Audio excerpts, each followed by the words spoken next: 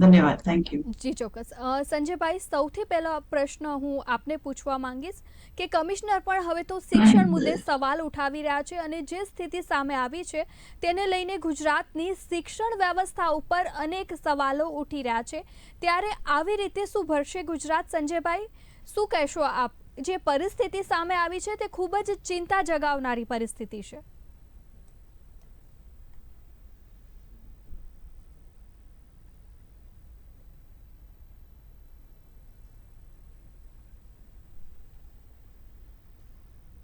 સંજયભાઈ, અવાજ આવી રહ્યો છે આપને મારો?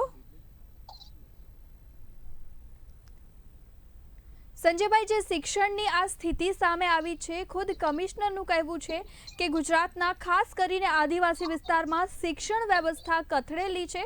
આ સવાલ ખુદ કમિશનર ઉઠાવી રહ્યા છે. આ પરિસ્થિતિ માટે જવાબદાર કોણ? આપણે જાણીએ છીએ કે દર વખતે જૂન મહિનામાં શૈક્ષણિક સત્રની શરૂઆત થાય છે. એ વખતે ગુજરાતની તમામ સરકારી શાળાઓ અને ખાનગી શાળાઓ દ્વારા પ્રવેશોત્સવનો કાર્યક્રમ ઉજવવામાં આવે છે. આ પ્રવેશોત્સવના કાર્યક્રમની સાથે આ વખતે ગુણોત્સવને જોડવામાં આવ્યું, ક્વોલિટી ચેકઅપ. અને છેલ્લા ઘણા સમયથી આ પ્રકારના કાર્યક્રમોમાં રાજ્યના મુખ્યમંત્રીથી લઈ શિક્ષણ મંત્રી, તમામ મિનિસ્ટર્સ, તમામ આઈએએસ ઓફિસર, સચિવ બધાને રાજ્યના જુદા જુદા વિસ્તારોમાં મોકલવામાં આવે છે, એટલા માટે કે રાજ્યના શિક્ષણની સાચી પરિસ્થિતિની લોકોને જાણ થાય. અહીં જે પત્રની વાત છે તે જો આપણે પોઝિટિવ લઈએ તો જે તે આઈએએસ ઓફિસરે એમણે જે મૂલ્યાંકન કર્યું છે તે શિક્ષણ સચિવને જણાવ્યું છે, જેથી કરીને આગળ ઉપર આ પ્રકારની નબળાઈ અને હલકી ગુણવત્તા પર વિશેષ ધ્યાન આપી શકાય. પણ એનો અર્થ એ થયો કે આપણા રાજ્ય સરકારના પ્રવક્તા ઋષિકેશ પટેલ અને શિક્ષણ મંત્રીએ કહ્યું કે એનો અર્થ એવો થતો નથી કે સમગ્ર રાજ્યમાં શિક્ષણની પરિસ્થિતિ કથળેલી છે, પણ જ્યાં જ્યાં આ પ્રકારની નબળાઈ રહેલી છે, આ પ્રકારની ખામીઓ રહેલી છે, અગાઉ ઘણીવાર આપણે વાત કરી ચૂક્યા છીએ કે ગુજરાતમાં 5 પ્રકારના ભૌગોલિક વિસ્તારો છે, ત્યાં માળખાકીય સુવિધાઓમાં ભિન્નતા જોવા મળે છે. દાખલા તરીકે 7મા થી 8મા ધોરણના વિદ્યાર્થીઓને સામાન્ય કહી શકાય તેવું જ્ઞાન પણ નથી. 5+4 કેટલા થાય તેમને એ ખબર નથી. ગુજરાતના મુખ્યમંત્રી કોણ છે એ પણ તેમને ખબર નથી. એટલે આ ખૂબ જ ચિંતા જગાવનારું છે, કારણ કે એક બાજુ રાજ્ય સરકાર દ્વારા આટલા બધા યોજનાઓ બનાવવામાં આવી રહી છે, શિક્ષણ આગળ આવે એના માટે અંતરિયાળ વિસ્તારના જે વિદ્યાર્થીઓ છે તેમને સારી સગવડ મળે, સારું શિક્ષણ મળે, તેના માટેના સતત પ્રયત્ન કરવામાં આવી રહ્યા છે, પરંતુ બીજી બાજુ આ પરિસ્થિતિ સામે આવી છે. ખૂબ સાચી વાત છે. તો આ જે પરિસ્થિતિ સામે આવી છે તેનાથી એ જે શાળાઓમાં જે ખામીઓ રહેલી છે અથવા આપણે ત્યાં સમગ્ર રાજ્યમાં શિક્ષણ વ્યવસ્થાનું સંચાલન કરવા માટે કમાન્ડ અને કંટ્રોલ સેન્ટર ચાલે છે, ત્યાં આદિવાસીથી લઈ એટલે કે રાજ્યના તમામ વિદ્યાર્થીઓની સામાજિક, આર્થિક અને ભૌગોલિક પરિસ્થિતિ વિશેનો ઉલ્લેખ કરવામાં આવે છે. એટલું જ નહીં, પણ એ વિદ્યાર્થીના મધર ફાધર એટલે વાલી, એમની આવકથી લઈને એ કયા પ્રકારનું કામ કરે છે, તો આ બધી બાબતોનો ઉલ્લેખ એટલા માટે કરવામાં આવે છે કે શિક્ષણના માધ્યમથી વિદ્યાર્થીની સામાજિક અને આર્થિક પરિસ્થિતિને સુધારવામાં. અહીં જે આપણી સામે સત્ય આવ્યું છે એના પરથી એવું અનુમાન લગાવી શકાય કે આપણે એ વિદ્યાર્થીઓની નબળાઈ પાછળના કારણો પ્રવેશોત્સવ અને ગુણોત્સવના માધ્યમથી જાણી શકીશું, અને એમાં ઉપચારાત્મક શિક્ષણ જોડવામાં આવશે. તો આ પ્રકારની જે ખામીઓ બહાર આવી છે, હું માનું છું કે મુખ્યમંત્રીશ્રી દ્વારા પણ એમને એવું કહેવામાં આવ્યું છે કે મારે સારું નહીં પણ સાચું શું છે તે જાણવું છે. એટલે જે ગુણોત્સવમાં અને પ્રવેશોત્સવમાં જે અધિકારીઓ ગયા એમને તથ્ય સાથે રજૂઆત કરવાની તક આપવામાં આવી અને તથ્યને આધારે, સત્યોને આધારે હવે પછી એમાં સુધારણા માટેના પ્રયત્નો કરવામાં આવશે. જી સંજયભાઈ, આ તો એક તરફથી તમે બચાવ જ કરી રહ્યા છો. ધવલ પટેલનો જે પત્ર સામે આવ્યો એના પછી એ જ લાગી રહ્યું છે. આપણી સાથે કોંગ્રેસના નેતા પણ જોડાયેલા છે, એમની સાથે વાત કરીશું. સાગરભાઈ, ગુજરાતની જે આ કથળતી સ્થિતિ સામે આવી છે, ડૉક્ટર ધવલ પટેલે જે પત્ર લખીને માહિતી સામે આપી છે, આ વ્યવસ્થા માટે આપ કોને જવાબદાર માનો છો? બિલકુલ બિલકુલ બિલકુલ સરકાર જ જવાબદાર કહેવાય. કારણ કે સંજયભાઈ જે રીતે બચાવ કરી રહ્યા છે, આ કોંગ્રેસના કોઈ વ્યક્તિએ જાહેર નથી કર્યું, પરંતુ ભારતીય જનતા પાર્ટીની છેલ્લા 27 વર્ષથી ચાલતી અને નરેન્દ્ર મોદીની કહીએ તો છેલ્લા 22 વર્ષથી ચાલતી અને હમણાં જ 156 સીટ લઈને ડબલ એન્જિનની સરકાર પાછળ કરોડો રૂપિયાના એડવર્ટાઇઝમેન્ટ કરીને કરોડો રૂપિયાનો ધુમાડો ખર્ચ્યો છે અને ધુમાડો કર્યો છે અને જે જાહેરાતો કરી છે કે ડબલ એન્જિનની સરકાર, ડબલ એન્જિનની સરકાર, ડબલ એન્જિનની સરકાર, આ ડબલ એન્જિનની સરકાર જ આના માટે જવાબદાર છે. આ કે છે સાહેબ કે શાળા ઉત્સવ, પ્રવેશોત્સવ, ગુણોત્સવ દ્વારા આ માહિતી બહાર આવી તો આ પહેલો નહીં, વચ્ચે નહીં બોલતા. તમે જયારે બોલ્યા ત્યારે હું નતો બોલતો, મને મારી વાત રજૂઆત કરવા દો, એટલે વચ્ચે ડિસ્ટર્બ નહીં કરો.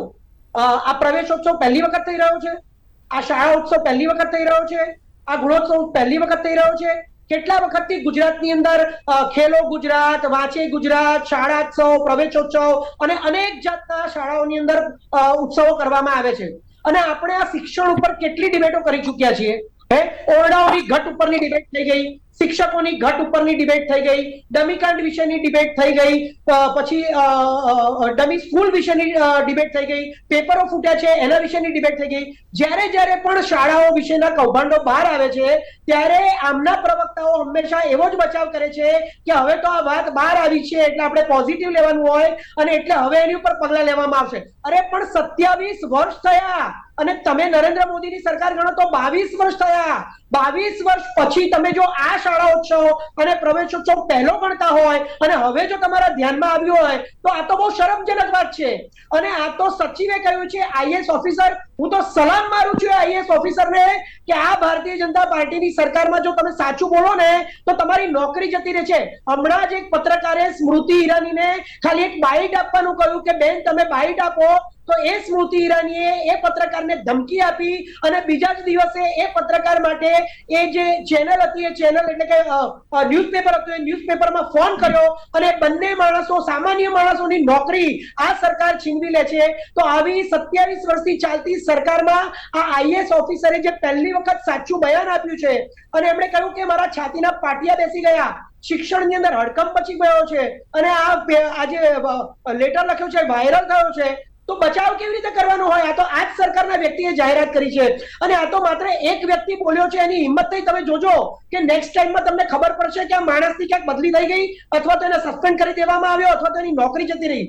આટલી તાનાશાહી સરકારમાં માણસ સાચું બોલ્યો એના માટે એને સલામ કરવાની હોય, એની જગ્યાએ તમે બચાવ કરી રહ્યા છો. હવે આ તો એક વ્યક્તિએ જણાવ્યું છે. તમે વિચાર કરો કે આખા ગુજરાતની અંદર આવી અલગ અલગ શાળાઓમાં જો દરેક વ્યક્તિ આવી રીતે સાચી અને સાચું વર્ણન કરે કે માહિતી બહાર લાવે તો તમે વિચારી લો કે આખા ગુજરાતમાં શિક્ષણનું શું સ્તર છે. આ શિક્ષણનું સ્તર કથળ્યું નથી, છેલ્લા 27 વર્ષથી આ જ સ્તર રહ્યું છે. પરંતુ જ્યારે પણ શિક્ષણ જગતમાં આવા કૌભાંડો બહાર આવે છે ત્યારે શિક્ષણ મંત્રી એવા જવાબો આપે છે કે ગુજરાતનું શિક્ષણ સારું છે. જો તમને ગુજરાતનું શિક્ષણ ના ગમતું હોય ને તો તમે બીજે જઈને રહો. એ જ શિક્ષણ મંત્રીનો છોકરો કાપલીના કૌભાંડમાં પકડાય છે. એ જ શિક્ષણ મંત્રી એવું કહે છે કે હવે તો મેડિકલ અને એન્જિનિયરિંગ પણ ગુજરાતી મીડિયમમાં ભણાવીશું. અને પહેલાના જે શિક્ષણ મંત્રી હતા એ તો ચૂંટણીમાં ઘાલમેલ કરીને ચૂંટણી જીત્યા હતા. હવે જ્યારે શિક્ષણ મંત્રીઓના એડ્યુકેશનના કોઈ ઠેકાણા નથી, એમના કેરેક્ટરના કોઈ ઠેકાણા નથી, એમના સ્ટેટમેન્ટમાં તાનાશાહી હોય છે. જ્યારે શિક્ષણમાં આવા કૌભાંડો બહાર આવે છે ત્યારે આ શિક્ષણની અંદર આ લોકો એવું કહે છે કે સાચી વાત જાણવા મળી એટલે આ તો પોઝિટિવ કહેવાય. એને પોઝિટિવ લેવું જોઈએ. આ કેટલી શરમજનક વાત છે.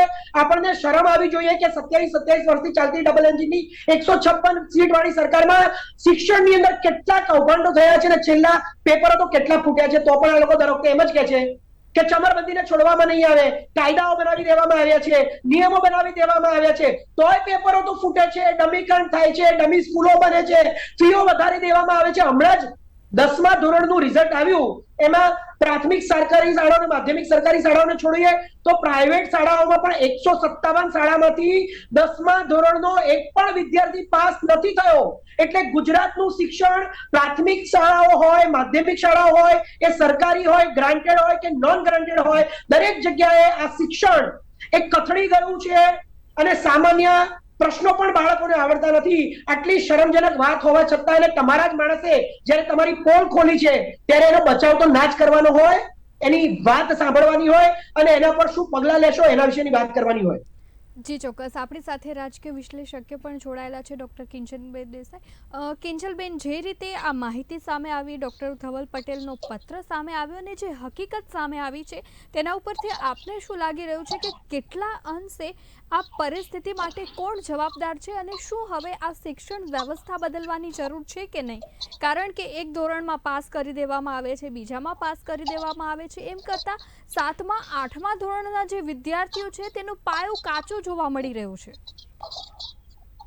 જી બેન, સૌથી પ્રથમ તો હું એક વસ્તુ જણાવીશ કે કોઈ પણ સમાજમાં જો સારી વ્યવસ્થા ગોઠવવી હોય, કે કોઈ પણ દેશનું ભલું કરવું હોય, એને સુખી સમૃદ્ધ કરવો હોય, એની સારી પોલિસીઝ અને સારું એનું ફ્યુચર જોવું હોય તો શિક્ષણ એ બહુ મજબૂત પાયો તરીકે કામ કરતું હોય છે. શિક્ષણનો પાયો મજબૂત હોવો જ જોઈએ અને એવું નહીં કે માત્ર શહેરી વિસ્તારમાં જ શિક્ષણ સારું હોવું જોઈએ કે પ્રાઇવેટ સ્કૂલોમાં જ સારું હોવું જોઈએ, સરકારી સ્કૂલ હોય, અંતરિયાળ વિસ્તારની સ્કૂલ હોય, દરેક જગ્યાએ શિક્ષણનું સ્તર સારું હોવું જોઈએ, કારણ કે દરેક જગ્યાએ શિક્ષકો ઉપલબ્ધ કરાવવામાં આવે છે સરકારશ્રી દ્વારા. એટલે આ તો એકદમ ન ચલાવી લેવાય અથવા તો બહુ જ શરમજનક ઘટના કહેવાય કે આટલા 7મા 8મામાં ભણતા વિદ્યાર્થીઓને સામાન્ય પ્રશ્નો કે સમાનાર્થી હોય કે સામાન્ય ગણિતના પ્રશ્નો હોય કે એવા જો ન આવડે, જે એમના સબ્જેક્ટમાં કદાચ 2-3 ધોરણ નીચે એમને ભણાવવામાં આવ્યા હોય, તો એ બહુ એક આંખ ઉઘાડનારી ઘટના ચોક્કસ છે. એમાં કોઈ શંકાને સ્થાન કે ડિસ્કશનને બી સ્થાન નથી. હવે મુદ્દા એ છે કે હવે આમાં શું કરવું, આગળ કેવી રીતે આ સ્તર સુધારવું અને આવી જો ભૂલો થતી હોય તો ક્યાં રોકવી, જેથી કરીને આગલા વર્ષમાં આવી ભૂલ રિપીટ ના થાય. તો મુદ્દો એની ઉપર આપણે વાત કરવી જોઈએ. તો મને એવું લાગે છે કે 2-3 મુદ્દા છે કે જ્યારે શિક્ષકો હોય એમની પર મેં જોયું છે કે ઘણી બધી બીજી જવાબદારીઓ મૂકવામાં આવે છે. ઘણી જગ્યાએ શિક્ષકોને અલગ કાર્યોમાં સોંપવામાં આવતા હોય છે, જેને કારણે એમને ચાલુ જે શૈક્ષણિક કાર્ય એમાં વિઘ્ન આવતું હોય છે અને જેને કારણે કોર્સ કમ્પ્લીશન ખૂબ ઉતાવળમાં થતો હોય છે અને જેને કહેવાય કે ખપ પૂરતું ભણાવીને આગળ ચલાવાતું હોય છે. આ વસ્તુ ન થવી જોઈએ. શિક્ષક માત્ર શિક્ષાનું કામ કરે એ સર્વોચ્ચ વસ્તુ કહેવાય. એ જો થઈ શકે તો શ્રેષ્ઠ કહેવાય. બીજી વસ્તુ એ છે કે મને એવું લાગે છે કે કોવિડના સમયમાં છેલ્લા 3 વર્ષમાં ઘણી જગ્યાએ ઓનલાઈન ભણાવવામાં આવ્યું છે, ઘણી જગ્યાએ નેટ કનેક્ટિવિટીના પ્રશ્નો હશે, એને કારણે શિક્ષણ ક્યાંક ને ક્યાંક અભરાઈએ ચડ્યું અથવા એને પૂરતો ન્યાય ન આપી શકાયો બાળકોના ગ્રુમિંગમાં, એ લોકોના ડેવલપમેન્ટમાં. તો એક્સ્ટ્રા ક્લાસીસ કરાવવા જોઈએ, એ લોકોને સપ્લિમેન્ટરી ક્લાસીસ આપવા જોઈએ. મેં પ્રાઇવેટ સ્કૂલોમાં આ વસ્તુ જોઈ છે કે ગામડાની હોય એવી પ્રાઇવેટ સ્કૂલોમાં મેં વિઝિટ કરેલી છે અને ત્યાં મેં જોયું છે કે એ લોકો સપ્લિમેન્ટરી એટલે કે આ જે ઉનાળુ વેકેશન ગયું એમાં એ લોકોને 2-3 કલાક આજુબાજુની શેરીઓમાંથી બોલાવીને સપ્લિમેન્ટરી એજ્યુકેશન આપતા કે ભાઈ જે પાયો કાચો રહી ગયો ઓનલાઈન ટીચિંગમાં એ પૂરો કરીએ છીએ, પાકો કરીએ છીએ. એ વસ્તુ કરવાની જરૂર છે. ઘણી જગ્યાએ બાળમજૂરીના ગામડા વિસ્તારોમાં જોવા મળતું હોય છે કે નાના બાળકોને એટલે કે 7મા 8મામાં ભણતો બાળક કે વિદ્યાર્થી હોય એ 14-15 વર્ષની આસપાસમાં હોય એવું માનીએ તો એ 13-14-15 વર્ષના બાળકોને ઘણીવાર ગામમાં માતા પિતા પણ ઘણા બીજા કામોમાં જોતરી લેતા હોય છે. એ લોકોને સ્કૂલમાં જવા દે, એ લોકોને વિદ્યાથી દૂર ન રાખે, માતા પિતા પણ એમને નિયમિત હાજરી પુરાવે, કારણ કે સ્કૂલમાં બાળક નિયમિત હાજરી કરે અને શિક્ષક નિયમિત હાજરી કરે તો ચોક્કસ વિદ્યા થાય જ, વિદ્યાનું આદાન પ્રદાન થાય જ અને બાળકનો ગ્રોથ થાય જ. એટલે માતા પિતા પણ એની નિયમિત હાજરી છે કે નહીં એને બીજા કામોમાં જોતરવાના બદલે એને વિદ્યાનું પ્રાયોરિટી આપે અને ત્યાં સ્કૂલે જવા દે. એ વસ્તુ થાય તો ડ્રોપઆઉટ બી ઓછો થાય અને જેને કહેવાય કે માત્ર પરીક્ષા આપવા વિદ્યાર્થીઓ આવી જતા હોય એના બદલે કંઈક શીખવા ભણવા આવે. એટલે આ બધી વસ્તુઓ ખૂબ અગત્યની છે જેની પર સરકારે જે ભાર આપવો જોઈએ અને જ્યાં મૂલ્યાંકન કર્યું આઈએએસ અધિકારી શ્રી એવા મૂલ્યાંકન વારંવાર થવા જોઈએ. કે ખાલી પ્રવેશોત્સવ દરમિયાન કે ગુણોત્સવ દરમિયાન કે લિમિટેડ જગ્યાએ કરવાના બદલે દરેક શાળામાં નિયમિતપણે એવા મૂલ્યાંકન થાય. મૂલ્યાંકનની બીજી પદ્ધતિઓ તો છે જ કે જેમ પરીક્ષા લેવી, પણ એમ છતાં પણ સરપ્રાઇઝ ટેસ્ટ વગેરે લેવી, કોઈ બહારના અધિકારીઓ દ્વારા આવીને લેવી, જેથી કરીને શાળાના શિક્ષકો પણ ધ્યાન દઈને ભણાવે અને આખી પ્રક્રિયા સરસ રીતે ચાલે, વિદ્યાર્થીઓ સારું ભણે ગણે અને આગળ જતા જ્યારે પણ એ આગળના કોઈ કામ પર જ્યારે જોતરાય એમના કરિયરમાં, પ્રોફેશનમાં, ત્યારે મજબૂત પાયા સાથે આગળ ગયો હોય તો જ મજબૂત વિકાસ થાય દેશનો. નહીતર તો પછી ઘણું બધું આપણે ભોગવવાનું આવે. આ જનરેશન, આ યુવા દેશ છે ને, જે આગલી જનરેશન જો આવી જ નીકળે તો પછી દરેક વિષયમાં, દરેક ક્ષેત્રમાં નબળી કામગીરી ભવિષ્યમાં જોવા મળે. એટલે આ પાયો બહુ મજબૂત કહેવાય. નાના ધોરણોમાં 1 થી 10 તો પાયો ખૂબ મજબૂત હોવો જોઈએ. હું તો વાત કરું છું કે કોલેજ લેવલે પણ વિદ્યાર્થીઓને આ સમસ્યા અમે જોતા હોઈએ છીએ કે કોવિડમાં જે જ્ઞાન જે ઓનલાઈન ઇમ્પાર્ટ થયું, જે પ્રેક્ટિકલ એક્સપિરિયન્સ, એક્સપોઝર જે કોલેજમાં ના મળ્યું, એને કારણે ઘણી જગ્યાએ કોર્પોરેટ્સમાંથી બી એવી વાત આવે છે કે ભાઈ ક્વોલિટી એજ્યુકેશન કોલેજ લેવલે પણ નથી. તો આ બધી સમસ્યાઓના ઘણા ઉકેલ લાવવા પડશે ને. તો આખી જે બેચ છે, જે કોવિડ વાળી, જે આખી સ્ટુડન્ટ કેટેગરી જેનું કોવિડમાં ગયું, એ લોકોના માટે બહુ મોટી ચેલેન્જીસ આવશે. જી ચોક્કસ. એટલે અત્યારે પણ એ પરિસ્થિતિ નિર્માણ થતી આપણે જોવા મળી રહી છે કે કોવિડ જે હતું એમાં જે શિક્ષણ વ્યવસ્થા જે પડી ભાંગી હતી તે સામે આવી, અને પ્લસ અત્યારે જે પરિસ્થિતિ જોવા મળી છે એ ચોક્કસથી આપણે એવું કહી શકીએ કે ક્યાંક ને ક્યાંક કોઈ ખામી રહી ગઈ છે, કોઈ કચાશ રહી ગઈ છે, જેના લીધે આ પરિસ્થિતિ સામે આવી છે.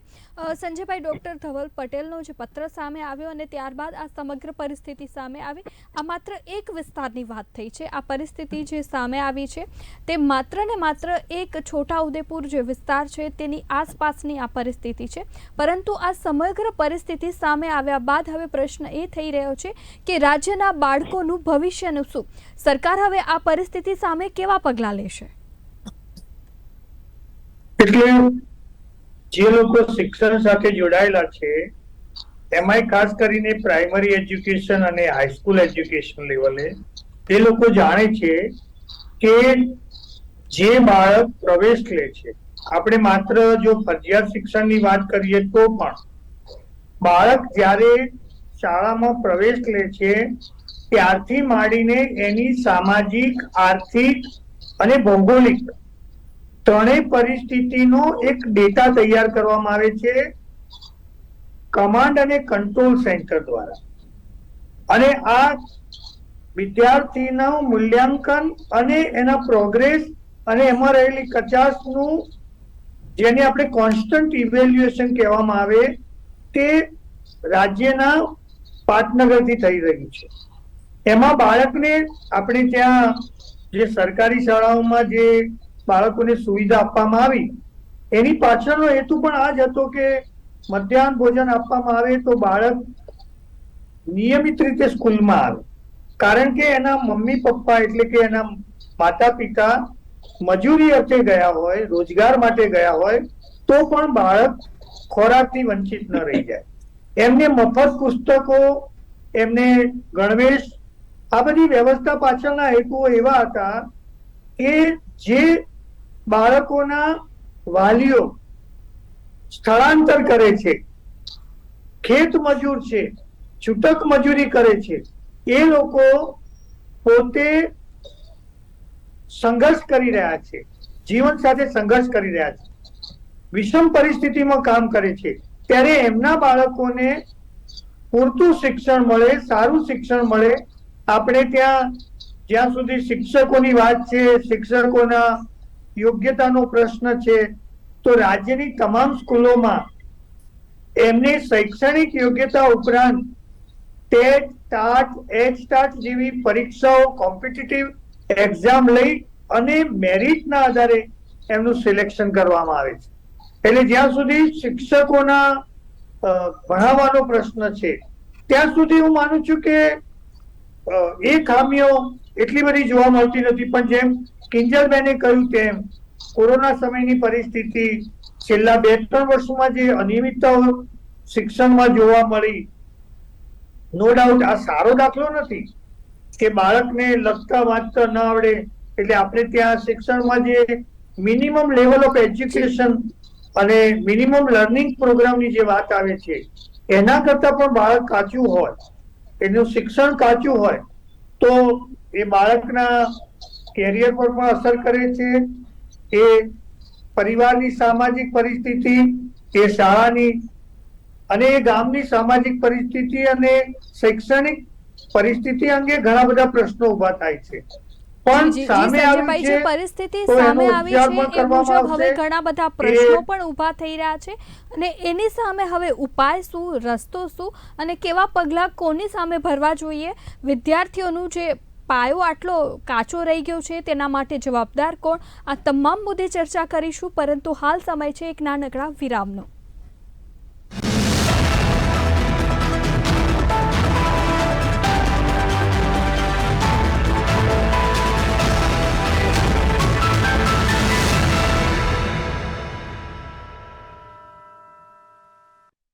અદ્યતન ફિઝિયોથેરાપી સેન્ટર, કમરનો દુખાવો, લકવો, બાળ લકવા માટેના સ્પેશિયાલિસ્ટ, વા અને ગરદનનો દુખાવો, છાતી અને શ્વસન તંત્રની કસરત, તમામ પ્રકારના દુખાવા તેમજ ઓપરેશન પહેલા અને પછીની કસરતો.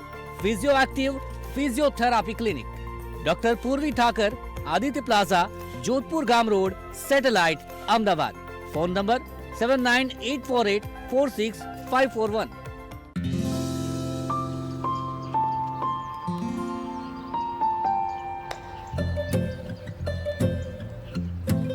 જેમ એક સાચો મિત્ર હંમેશા આસપાસ હોય છે અને જરૂરતના સમયે આપણો સાથ નિભાવે છે, ઠીક એ સાચા મિત્રની જેમ મોથોડ ફાઇનાન્સ પણ હંમેશા તમારી આજુબાજુ છે. તો આપણી સુવિધાનુસાર અમને આપના ઘરે બોલાવો અને આરામથી ગોલ્ડ લોન મેળવો.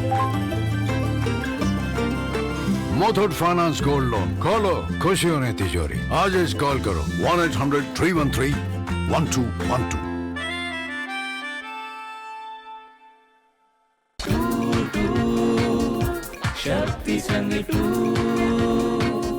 शक्ति ट्रैवल, बेलव हो या दोस्त, मम्मी पापा या रिश्तेदार, दादा दादी नाना नानी को शक्ति से प्यार, छुट्टियां आए हैं घूमने जाएंगे हम. भारत देखो टूर हो या दुनिया देखो टूर, देश विदेश में स्ट्रेस फ्री टूर. शक्ति संग टूर. 1973 થી હેન્ડીક્રાફ્ટ માટે એકમાત્ર વિશ્વાસપાત્ર સંસ્થા એટલે કપાસી હેન્ડીક્રાફ્ટ એમ્પોરિયમ. 50 વર્ષથી સંસ્કૃતિને ઉજાગર કરતી સંસ્થા એટલે કપાસી હેન્ડીક્રાફ્ટ એમ્પોરિયમ. અમદાવાદથી અમેરિકા સુધી હેન્ડીક્રાફ્ટની ખરીદી માટે લોકોની પહેલી પસંદ, કે જ્યાં તમને મળશે કસ્ટમ ડિઝાઇન ફર્નિચર, મંદિરો અને હિંચકાનું વિશાળ કલેક્શન. અમારી સંસ્થા લોકોને પરંપરાગત ભારતીય સંસ્કૃતિ સાથે જોડે છે. અમે ઉત્સાહિત છીએ તમારા સપનાને તમારા ઘર સુધી પહોંચાડવા. હસ્તકળા અને પ્રીમિયમ ગુણવત્તાની ભેટો માટે આજે જ મુલાકાત લો. Kapasi handicraft emporium, Jitendra chambers, Ajanta commercial સેન્ટરની પાછળ, RBI રોડ, ઇન્કમટેક્સ, અમદાવાદ. સંપર્ક કરો 9824066709 7016052743.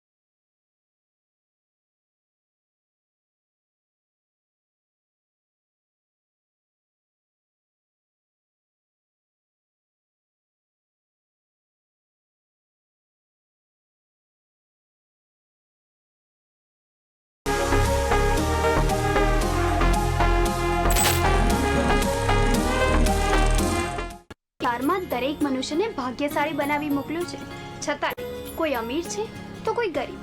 શત્રુ પર વિજય અને મેલી વિદ્યા જેવી સમસ્યાઓથી કાયમી છુટકારો અપાવે છે.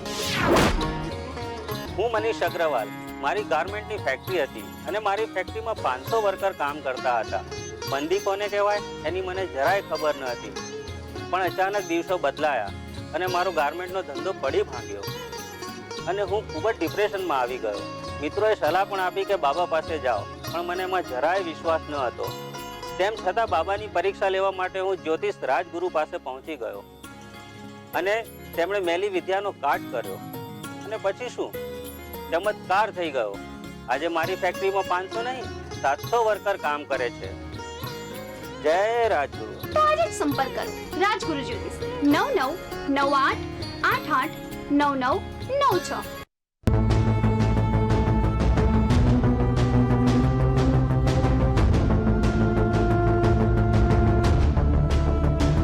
આપણે એમ કહીએ કે તારા 32 તોડી નાખીશ, ખરેખર બધાને 32 દાંત હોય છે ખરા?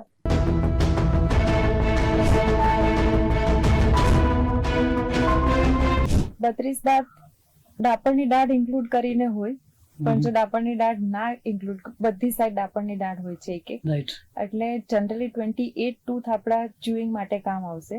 જો 4 ડાપણની દાઢ કરીએ તો 32 કહેવાય.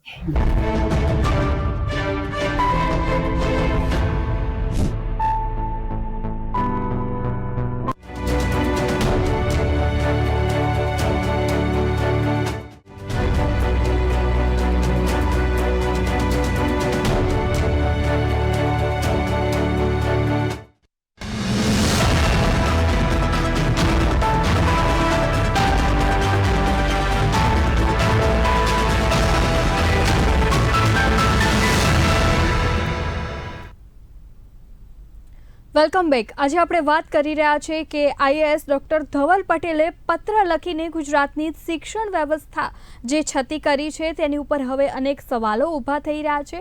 ત્યારે કેવી રીતે ભણશે ગુજરાત એ પ્રશ્ન થઈ રહ્યો છે, કારણ કે જે 7મા 8મા ધોરણના વિદ્યાર્થીઓ છે તેમને સામાન્ય જ્ઞાન પણ નથી. સામાન્ય જે માહિતી હોવી જોઈએ આટલા ધોરણમાં ભણતા વિદ્યાર્થીને તેનો પણ અભાવ જોવા મળી રહ્યો છે. સરવાળા બાદબાકી જે એક અંકોના હોય છે તે પણ તેઓ ઝડપથી નથી કરી શકતા. સમાનાર્થી કોને કહેવાય, વિરોધાર્થી કોને કહેવાય તે પણ તેમને નથી ખબર. વાંચવામાં પણ ખૂબ જ કચાશ જોવા મળી રહી છે. આ પરિસ્થિતિ છોટા ઉદેપુરના વિસ્તારમાંથી સામે આવી છે કે જ્યાં શાળા પ્રવેશોત્સવનું આયોજન કરવામાં આવ્યું હતું, ત્યાં આ પરિસ્થિતિ સામે આવી છે. ત્યારે હવે સવાલ એ થઈ રહ્યો છે કે આવી રીતે કેવી રીતે ભણશે ગુજરાત? આજ મુદ્દે ચર્ચા કરવા માટે આપણી સાથે તમામ ગેસ્ટ ફરી એકવાર જોડાઈ ચૂક્યા છે.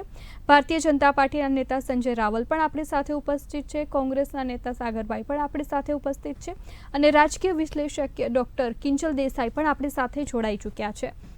સાગરભાઈ, આપની પાસે આવવા માંગીશ અને આપને આ પ્રશ્ન હું પૂછવા માંગીશ કે જ્યારે ચૂંટણીઓ આવતી હોય છે, ઇલેક્શન આવતા હોય છે, આ મુદ્દો ખૂબ જ ગાજતો હોય છે. વિપક્ષ પણ આ મુદ્દાને ખૂબ જ જોરશોરથી ઉઠાવતી હોય છે. તેના માટે આ પ્રકારની યોજના લાવશે, આમ કરશું તેમ કરશું તે મુદ્દો ઉઠાવતી હોય છે. બીજી બાજુ સરકાર પણ આવા જ મુદ્દા, સેન્સિટિવ મુદ્દા આપણે જેને કહી શકીએ, તે જ મુદ્દે ચૂંટણી લડાતી હોય છે. પરંતુ તેમ છતાં આ પરિસ્થિતિ સામે આવી છે તો ક્યાંક ને ક્યાંક મને એવું લાગી રહ્યું છે કે વિરોધ પક્ષ પણ પોતાની ભૂમિકામાં ઊણું ઉતર્યું છે. આજે ધવલ પટેલે જ્યારે આ ખુલાસો કર્યો ત્યારે આ માહિતી સામે આવી, તો કેમ આ માહિતી પહેલેથી વિપક્ષે ન મૂકી?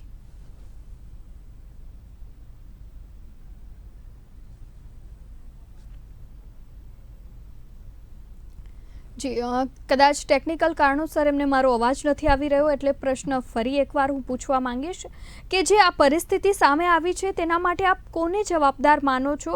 એક મોટો પ્રશ્ન છે ને, શું આ પરિસ્થિતિમાં ગુજરાત ભણશે, આ રીતે ભણશે? કોંગ્રેસના નેતા પણ આપણી સાથે જોડાયેલા છે. મારો પ્રશ્ન એમને કે જે પરિસ્થિતિ સામે આવી છે તેના માટે આપણે સરકારને જવાબદાર ઠેરવી રહ્યા છે, કારણ કે એક બાદ એક ઘણા બધા કાર્યક્રમો કરવામાં આવે છે, લાખો કરોડો રૂપિયાનો ખર્ચો દર વર્ષે કરવામાં આવે છે, છતાં પણ શું મીંડું ઢનું ઢ જ આપણે જોવા મળી રહ્યું છે?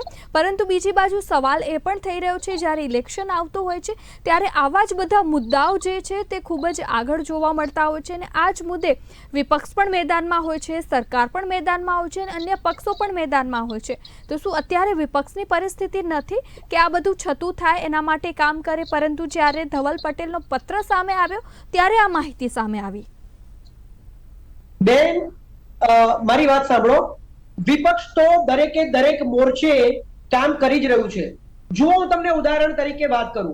સાહેબે કહ્યું કે આજે તમામ રાજ્યની અંદર જેટલી પણ શાળાઓમાં જેટલા પણ બાળકો ભણતા હોય છે એનો ડેટા ભેગો કરવામાં આવે છે. એક ડિપાર્ટમેન્ટ હોય છે, કમાન્ડ ડિપાર્ટમેન્ટ, એના દ્વારા ડેટા ભેગો કરવામાં આવે છે. હું તમને એક વાત કરું કે કોરોનાની અંદર જે ડેથ થયા હતા એ ડેથનો આંકડો 4 લાખ આપ્યો હતો. કોંગ્રેસ જ એક એવો વિપક્ષ હતો ગુજરાતમાં જેણે ઘરે ઘરે જઈને કોરોનાના ફોર્મ ભર્યા અને કેટલા ઘરમાં કેટલા લોકોના મૃત્યુ થયા એ પછી જ્યારે 4 લાખ વળતરની માંગણી કરી અને આંકડા માંગ્યા ને ત્યારે આ સરકારે 4 લાખમાંથી 47 લાખ આંકડા ડેથના આપ્યા આખા ભારતની અંદર. તો કોંગ્રેસ તો કામ કરી રહી છે.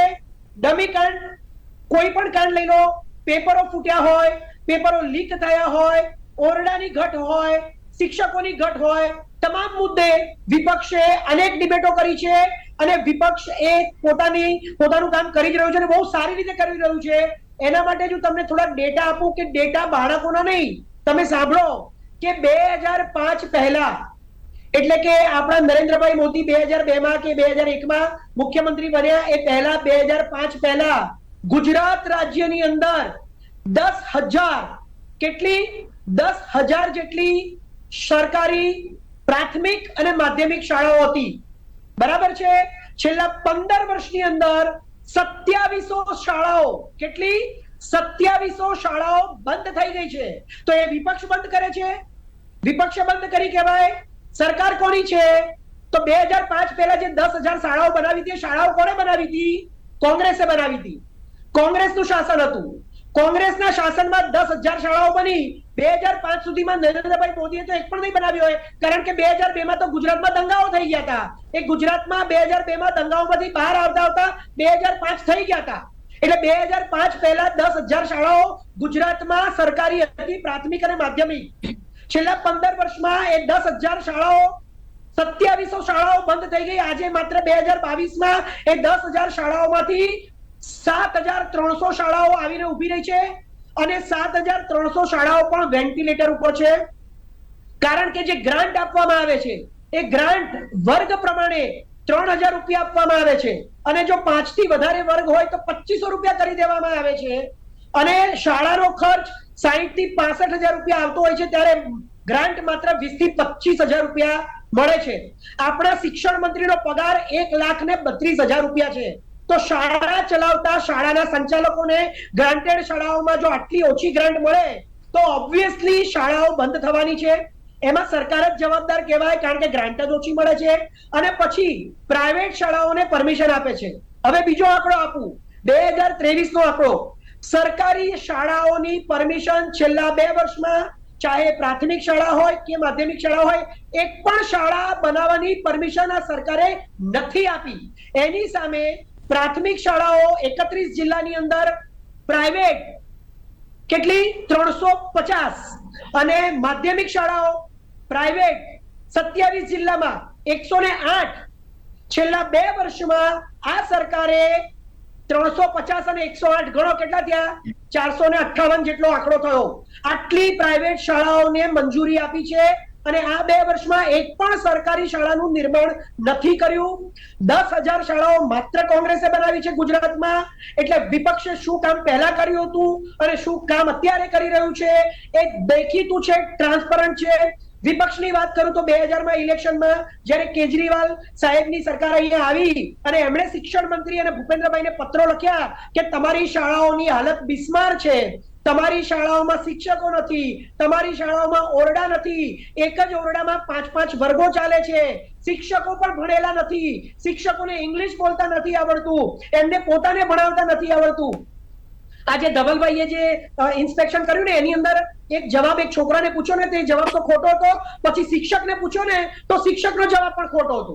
તમે વિચારો કે સામાન્ય દિવસ કીધું હોય કે દિવસનો વિરોધી બોલ તો રાત કહેવાય, તો એ પણ બાળકને નથી આવડતું. ચલો બીજા ધોરણના બાળકને ના આવડતું, ચોથા ધોરણના બાળકને તો આવડે ને કે દિવસનું વિરોધી રાત હોય. 42 માંથી 18 માઇનસ કરવાના કયા તો પણ ના આવડ્યું.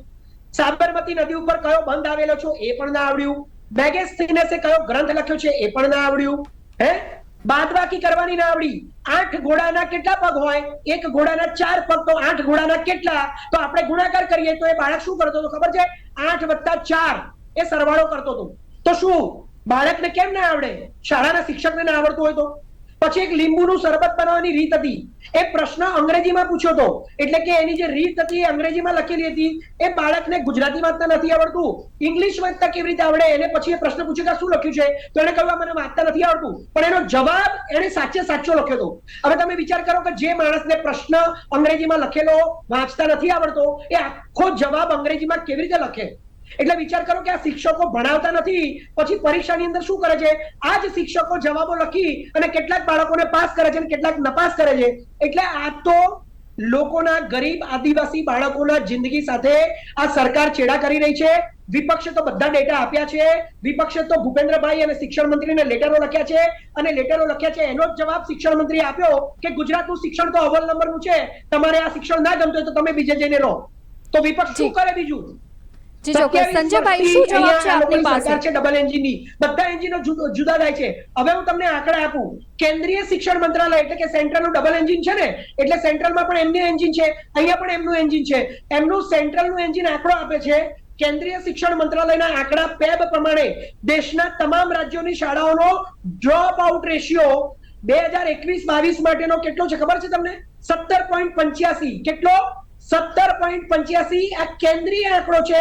ડબલ એન્જિનની સરકારમાં જે મોટું એન્જિન છે ને, એ મોટા એન્જિને આપેલો આંકડો. અને હમણાં જ ગયા અઠવાડિયે છાપામાં ગુજરાતની અંદર ગુજરાત રાજ્યની જાહેરાત આવી, એમાં એવું કે છે કે ગુજરાતની સરકાર કે શાળાનો ડ્રોપ આઉટ રેશિયો ગુજરાતનો એ 2.80% છે. હવે કેન્દ્રનો આંકડો છે 17.85 અને રાજ્યનો આંકડો છે 2.80. હવે તમે વિચાર કરો કે આ લોકો આંકડા સાથે છેડછાડ કરે છે કે નથી કરતા? જેમ મેં કહ્યું કે કોરોનામાં 4 લાખ મૃત્યુની જગ્યાએ 47 લાખ મૃત્યુ બહાર નીકળ્યા જ્યારે આરટીઆઈ કરવામાં આવ્યું, તો એ કોંગ્રેસે જ કર્યું, વિપક્ષે જ કર્યું. એવી રીતે આ એમના જ આંકડા છે. કેન્દ્રનો આંકડો પણ એમનો, ગુજરાત રાજ્ય સરકારનો પણ આંકડો, ડ્રોપ આઉટ રેશિયો ગુજરાતનો 17.85 અને અહીંયા કે છે કે 2.80. હવે તમે વિચાર કરો કે આ લોકો કેટલું જુઠ્ઠું બોલે છે. આ સરકાર જ જુઠ્ઠા આંકડા આપે છે. એવો પણ આક્ષેપ થયો છે કે વિકીપીડિયા ઉપરથી આ લોકો આંકડા ચેન્જ કરાવી નાખે છે. So this government is completely responsible for this poor education of this entire Gujarat. જી ચોક્કસ. સમગ્ર ગુજરાતમાં શિક્ષણની વ્યવસ્થા ખાડે ગઈ છે, કથળેલી ગઈ છે.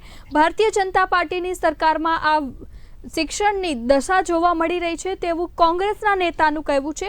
સંજયભાઈ, આપ શું કહેશો આ પરિસ્થિતિને લઈને? કારણ કે જે રીતે આંકડાઓ પણ સામે આવ્યા છે અને ગુજરાત સરકાર તરફથી વિધાનસભામાં જે જવાબો રજૂ કરવામાં આવ્યા હતા, જે આંકડાઓ રજૂ કરવામાં આવ્યા હતા, તે પ્રમાણે પણ જેટલી શાળાઓ છે, જેટલા શિક્ષકો હોવા જોઈએ તે શિક્ષકો પૂરતા નથી, જેટલા વિદ્યાર્થીઓ છે તેના પ્રમાણમાં ઓરડાઓ પણ નથી. આ પરિસ્થિતિ છેલ્લા ઘણા લાંબા સમયથી જોવા મળી રહી છે. તો આના માટે જવાબદાર કોણ? કેમ કોઈ પગલાં નથી ભરવામાં આવતા? દર વખતે ઇલેક્શન આવે છે ત્યારે આ જ બધા મુદ્દા ઉપર ઇલેક્શન લડાતું હોય છે, આ જ મુદ્દે જોરશોરથી પ્રચાર થતો હોય છે, પરંતુ સત્તામાં આવ્યા બાદ બધું જ ભૂલાઈ જતું હોય છે. અહીં આગળ આપે જે 2-3 બાબતો પર ધ્યાન દોર્યું છે, એમાં હું આપને કહું કે કોવિડની પરિસ્થિતિમાં છેલ્લા 2 વર્ષમાં શિક્ષકોની ભરતી થઈ શકી નથી. એમાં 2022માં વિધાનસભાના ફ્લોર પર વિપક્ષ દ્વારા પૂછાયેલા પ્રશ્નનો જવાબ છે કે અત્યારે જે શિક્ષકોની ઘટ વર્તાઈ રહી છે તે સંજયભાઈ, હું જે વાત કરી રહી છું, મારી પાસે જે આંકડાઓ છે ને 2018 થી લઈને આંકડાઓ છે, કોવિડને બાદ કર્યા પહેલાના સમયના આંકડાઓ છે, ત્યારે પણ ભરતી નથી થઈ. આ વિધાનસભાના ફ્લોર પર અપાયેલો જવાબ છે. એની સાથે સાથે આજે સોમવાર છે, ગઈકાલે રવિવારે પણ શિક્ષકોની ભરતી માટેની જાહેર પરીક્ષાઓ લેવાઈ છે. આમ પરીક્ષાઓ તો લેવાય છે, બધું જ થાય છે, પણ ભરતી થવી જોઈએ એ નથી થતી. શિક્ષકોની પસંદગી માટેની એક ચોક્કસ પ્રોસેસ હોય છે, એ તાત્કાલિક ધોરણે એમાં કરી શકાય નહીં. એમાં ટકાવારી અને વિષય વાઇઝ, એ ઉપરાંત આપણે ત્યાં અપર એજ્યુકેશન, લોઅર એજ્યુકેશન અને હાયર એજ્યુકેશન, સાથે સાથે ચાલુ વર્ષે આપણે ત્યાં નવી શિક્ષણ નીતિનો અમલ કરી રહ્યા છીએ. એમાં પ્રાથમિક શાળાઓમાં બાળ વર્ગોને સમાવવામાં આવ્યા છે, જેને આપણે અંગ્રેજીમાં નર્સરી, જુનિયર કેજી અને સિનિયર કેજી 3 વર્ષનું બાળક પ્રવેશ લે અને એને 3 ધોરણ સુધી ભણાવવામાં આવે. આંગણવાડીઓને અને બાળ વર્ગોને પણ સરકારની પ્રાથમિક શાળાઓમાં સમાવવામાં આવ્યા છે. તો એ વખતે પણ કેટલાક વધારે શિક્ષકોને સમાવવાની ફરજ પડશે. આ પ્રકારનું સર્વેક્ષણ થઈ રહ્યું છે. એ ઉપરાંત શાળાઓ જે જર્જરિત થઈ રહી છે એના માટે ગયા વર્ષે 3400 કરોડ રૂપિયા સરકારે ફાળવ્યા છે અને એનું કામ સંજયભાઈ, સરકાર પૈસા પણ ફાળવે છે, નિરીક્ષણ પણ થાય છે, બધું થાય છે, પણ પરિણામ જ્યારે આવે છે તો પાછું શૂન્ય જ આવે છે. પરિણામ શૂન્ય કેમ આવે છે? આટલું બધું કરવા છતાં, આટલા પ્રયત્ન કરવા છતાં, કરોડો રૂપિયા ફાળવવા છતાં પણ પરિસ્થિતિ જેસે તે વેસીને જોવા મળી રહી છે. કોઈ જ ફરક જોવા નથી મળી રહ્યો. હા, ફરક પડ્યો છે તો શહેરી વિસ્તારમાં, ગ્રામ્ય વિસ્તારમાં પરિસ્થિતિ કોઈ જ નથી બદલાઈ. અને એમાંય ખાસ કરીને ગરીબ અને આર્થિક રીતે પછાત, સામાજિક રીતે પછાત એવા તમામ વિદ્યાર્થીઓને એમાં આવરી લેવાના હોય છે. અને દરેકની સામાજિક પરિસ્થિતિ અને આર્થિક પરિસ્થિતિ એ ઉપરાંત શિક્ષણ પ્રત્યેની જે સભાનતા એમના વાલીઓમાં જોવા મળે એ સ્વાભાવિક છે કે એ લોકો છૂટક મજૂરી કરીને શ્રમજીવી વર્ગના હોવાથી, ખેત મજૂર હોવાથી એમાં શિક્ષણ પ્રત્યેની સભાનતામાં ચડ ઉતર જોવા મળે એ સ્વાભાવિક પ્રક્રિયા છે. આપણે જે વાત કરી રહ્યા છીએ તે આદિવાસી વિસ્તાર છે. આદિવાસી વિસ્તારોમાં વર્ષોથી આ પ્રકારની ખામીઓ જોવા મળે છે. તેમ છતાં જ્યારે વર્ષોથી આને આ પ્રક્રિયા કેમ રિપીટ થઈ રહી છે ને એ પણ અમુક એરિયામાં એની સામે તો શું ક્યાંય તંત્રની ભૂલ છે, શિક્ષકોની ભૂલ છે કે શું વાંક ભરવામાં આવે છે?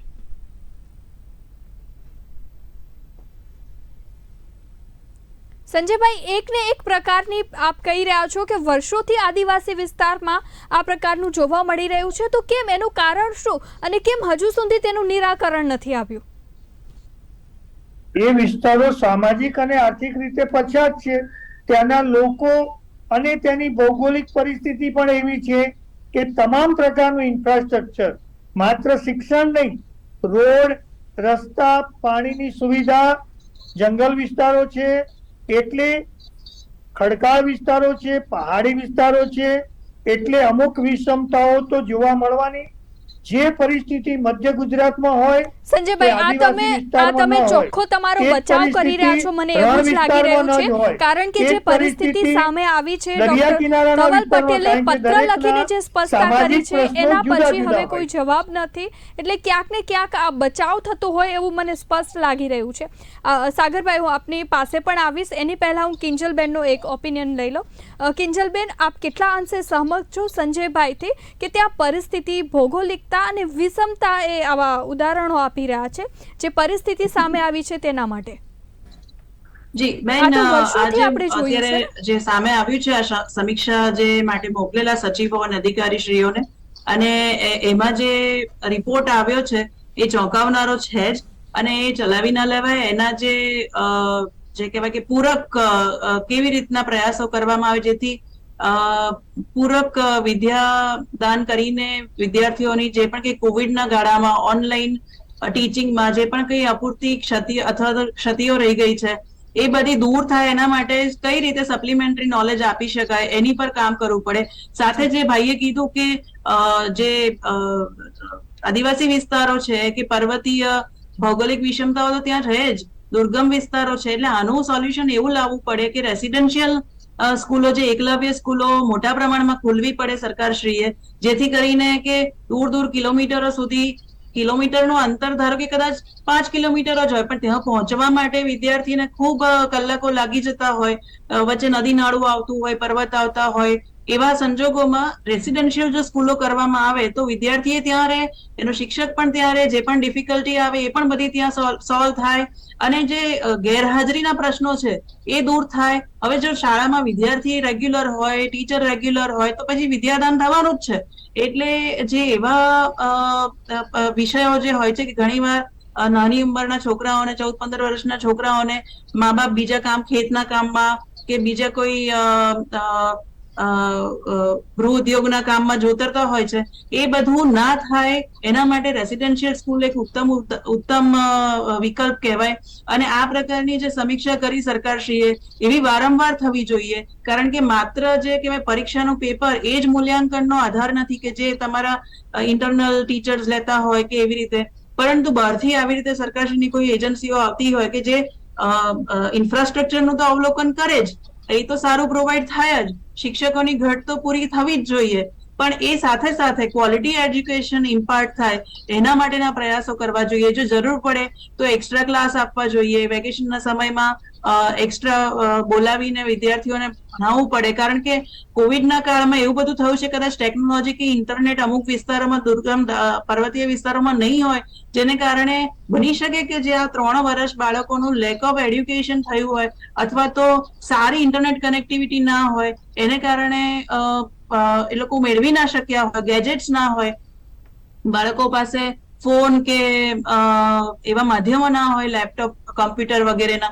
જેથી કરીને એમણે એ વિદ્યા ન મેળવી હોય કે એ સબ્જેક્ટ એમના કાચા રહી ગયા હોય, તો એ કેવી રીતે એ હાલનો કોર્સ, હાલના ધોરણના અભ્યાસની સાથે સાથે પાછલા ધોરણનો અભ્યાસનું પાકું કામ કેવી રીતે કરાવવું, એના માટે એક ટીચર, સરકારશ્રીની આખી પોલિસી, આખું એક મોડેલ બનાવવું પડે અને એની સાથે થવું જોઈએ કામ. બીજું, આજે એનઈપી આવી છે, એમાં જે હવે જે ઉંમર પહેલા ધોરણમાં દાખલો લેવાની જે ઉંમર 7 વર્ષની થશે, એને કારણે પણ કદાચ એક થોડી મેચ્યોરિટી વધશે, એટલે એનો ફાયદો આવા વિસ્તારમાં થશે બાળકોને કે જ્યાં આગળ કદાચ 5મા ધોરણે પહેલા ધોરણમાં મૂકતા, 5 વર્ષે પહેલા ધોરણમાં મૂકતા એના બદલે હવે જો 7 વર્ષે મૂકવામાં આવે તો એ જે 2 વર્ષનો જે મેચ્યોરિટી પીરિયડ હોય, જે બાળકમાં જે સમજણનો વિકાસ થયો હોય, એ પણ એક નેચરલ વેમાં પણ થતો હોય છે ને ટીચિંગ દ્વારા પણ થતો હોય છે. એ 2 વસ્તુને કારણે કદાચ આ જે ગામડાના કે અંતરિયાળ જંગલ વિસ્તારોમાં એ નોલેજ સારી રીતે ગ્રાસ્પ કરી શકે, એ ઉંમરમાં બાળક આવે, એ બધું પણ કદાચ આવનારા સમયમાં ફાયદાકારક થઈ શકે. પણ જોવાની વાત એ છે કે જે રિપોર્ટ આપ્યો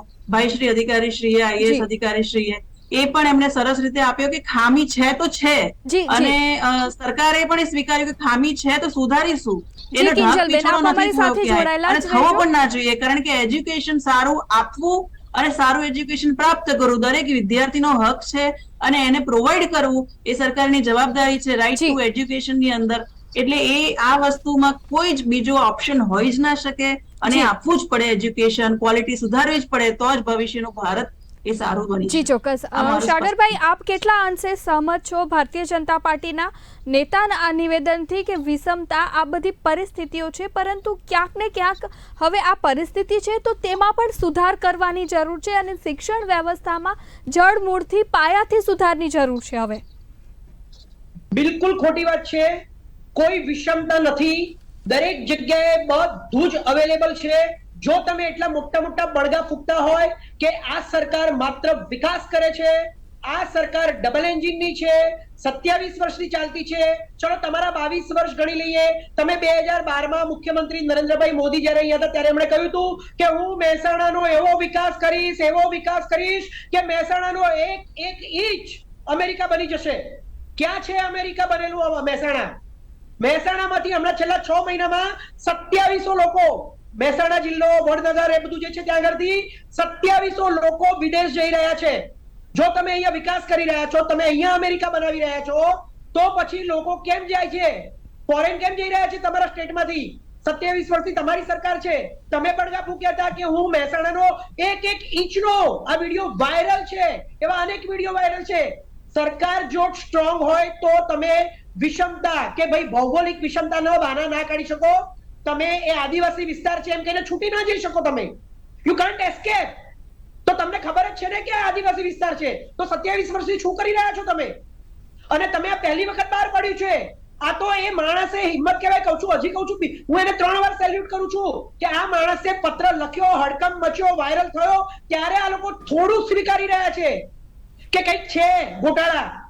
આ લોકોની મનસા એવી છે, આ લોકોએ 10,000 શાળાઓ કોંગ્રેસે બનાવેલી છે, 28 વર્ષમાં એક પણ શાળા બનાવી નથી, 2700 શાળા બંધ કરી દીધી છે, 500 પ્રાઇવેટ શાળાઓને પરમિશન આપી છે, છેલ્લા 2 વર્ષમાં એક પણ સરકારી શાળાને પરમિશન નથી આપી. આ લોકોનો ઈરાદો માત્ર ને માત્ર ગુજરાતની તમામ શાળાઓનું પ્રાઇવેટાઇઝેશન કરી નાખવાનો છે. મોટી મોટી ફીઓ જી. લેવાનો છે અને શિક્ષણને વેપલો કરી દેવાનો હોય છે. જી સાગરભાઈ, સમયનો ગવર્મેન્ટની અભાવ જવાબદારી છે, હોય તેથી કે ચર્ચાને શિક્ષણ, આપણને અહીં જ સંરક્ષણ સમાપ્ત કરવી અને પડશે. health એટલે કે ફરી સ્વાસ્થ્ય, મળતા આ રહીશું ત્રણે આવા જ ત્રણ મુદ્દાઓને સસ્તામાં લઈને. સસ્તું એ પ્રજાને જી ચોક્કસ. હવે અભાવ છે સમયનો, તેથી આ ચર્ચાને અહીં જ સમાપ્ત કરવી પડશે. અને મુદ્દો એ ઉઠી રહ્યો છે કે જે રીતે શિક્ષણ વ્યવસ્થા ઉપર સવાલ સર્જાયા છે, જે રીતે ડૉક્ટર ધવલ પટેલનો પત્ર સામે આવ્યો અને ત્યારબાદ જે માહિતી સામે આવી છે, ખાસ કરીને છોટાઉદેપુર સહિત આદિવાસી વિસ્તારોમાં જે શિક્ષણની વ્યવસ્થા છે તેની ઉપર અનેક સવાલો ઉઠી રહ્યા છે. અને બીજી બાજુ ઘણા લાંબા સમયથી શિક્ષકોની ઘટ જોવા મળી રહી છે, ઓરડાઓની ઘટ જોવા મળી રહી છે, અને તેની વચ્ચે આ પ્રકારની પરિસ્થિતિ સામે આવી ત્યારે પ્રશ્ન થવો સ્વાભાવિક છે કે આવી રીતે કેવી રીતે ભણશે ગુજરાત. તો આ હતી આજની મારી વિશેષ રજૂઆત. રજા આપશો. નમસ્કાર.